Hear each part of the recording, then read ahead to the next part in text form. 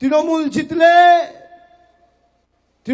জিতলে দুমুঠো ভাত, আর বিজেপি থাকলে ধর্মে ধর্মে আঘাত আর সংঘাত। তৃণমূল জিতলে দুয়ারে রাশন, আর বিজেপি জিতলে দুয়ারে ভাষণ। তৃণমূল থাকলে সাম্প্রদায়িক সম্প্রীতি অক্ষুণ্ণ থাকবে, আর বিজেপি থাকলে বাংলাকে ভাতে মারবে। কার সাথে বাংলার মানুষ থাকবে সিদ্ধান্ত বাংলার মানুষকে নিতে হবে। এদের জন্য আপনার 100 দিনের কাজের টাকা 4 বছর ধরে বন্ধ।